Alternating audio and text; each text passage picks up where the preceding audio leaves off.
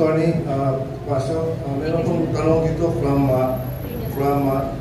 Ignacio ng Abante Radio. Ang unang tanong, ano po yung kaso na nakapimbing sa laban kay former Mayor Manila, Disclosure Ombudsman? At pangalawang tanong, ilan po itong properties na involved, na binenta po umano ni former Manila Mayor Isko? Can we cite them at your sa taon at kung kailan ito binenta?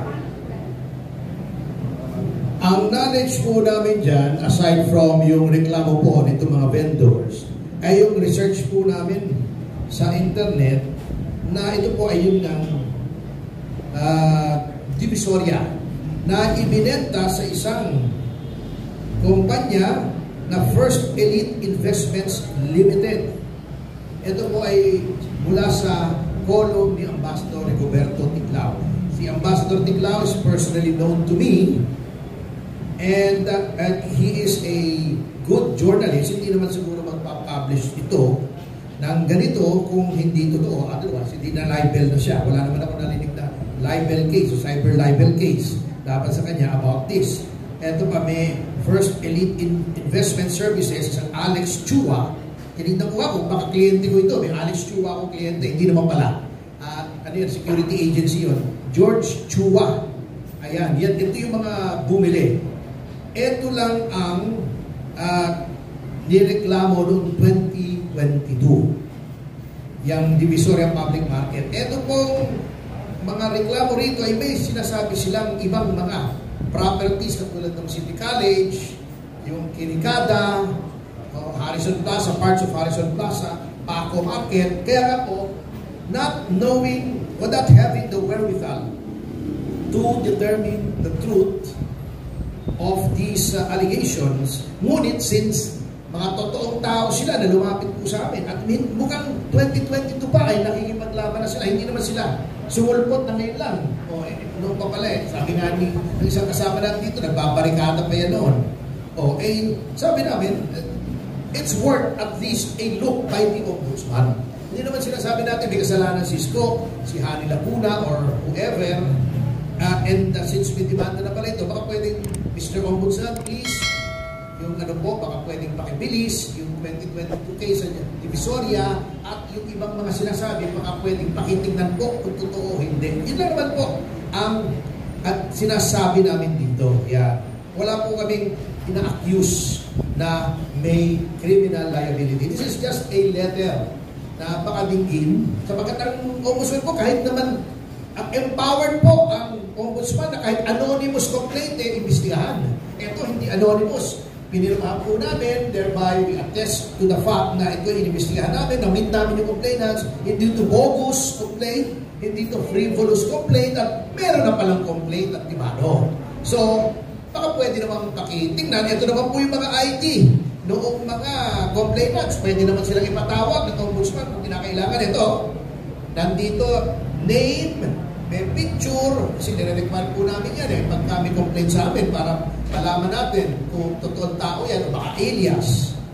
Meron tang exact address, ito katulad dito si Irene Akil, meron siyang exactong address, pati street number, lahat po. Meron po yan na tinignan po namin. Ayan, Roel Retanal, ayan merong exact address. Lahat po ito. Ito, senior citizen pa. May address, may picture, may government ID. So, ito naman po pakiusap namin, nothing more, nothing less, na for the Ombudsman to exercise his constitutional mandate to investigate possible ang sinasabi namin, the actual, possible na anomalya sa gobyerno. Salamat po. Kaya akong tulong, Atty. Pasio, yung mga, di ba may madalas yung mga Senate hearing, congressional hearing, may pag-asa ba na ito umakyat sa level na yun?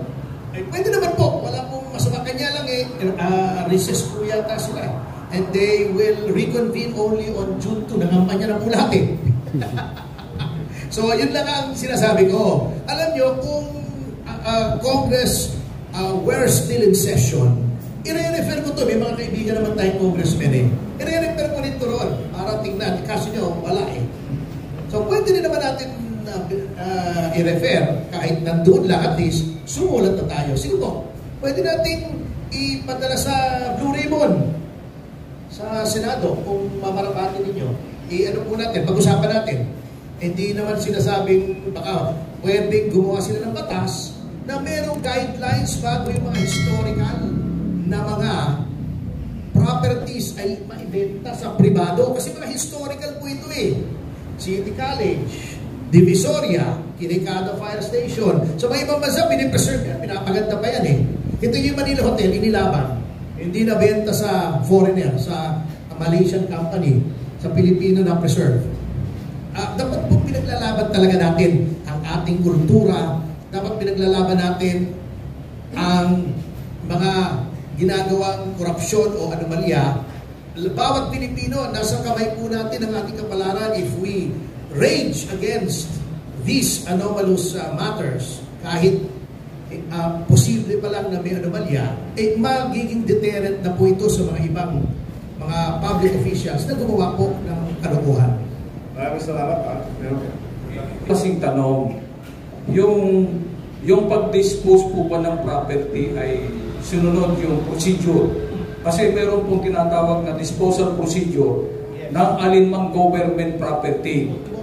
Oo, at yan, bago nila ma-dispose yan, dinedetermine po muna kung yung subject property is with or without value. Ngayon, kung meron pang value, anong purpose? Bakit ibebenta at saan gagamitin yung pera? Kung wala namang value, well, susunod pa rin yan sa disposal procedure. Ang hindi po natin alam kung ito ba ay sinunod nila. Katulad po nito, nagdagdagan ko lang, ang nabasa ko lang naman, nasabi po ni Mayor Moreno, ay ito ay Divisoria binenta daw nila para doon pondo ang laban sa COVID. Tingnan na po natin kung yung napagbilhan noon, pagpasok sa Treasury ng Maynila, ay talagang dinisperse sa COVID. O baka naman may ibang pinagkuhanan yung COVID. Yun lang naman po. Kung pinakita nila, tingnan naman natin kung tama yung pag-dispose. Kung ayan may bidding, tama yung bidding, that is the best price. Kasi ang gobyerno po, since public property at kahit patrimonial or disposable property, ay yan po ay dapat may proseso rin yan. So, hindi po malulugi ang gobyerno. Wala yung mga sweetheart deal na hindi ko sinasabi, ito ginawa ni Mayor Isko na yung property worth 1 billion, 200 million mo lang ibebenta. Siyempre may mga safeguards po yan.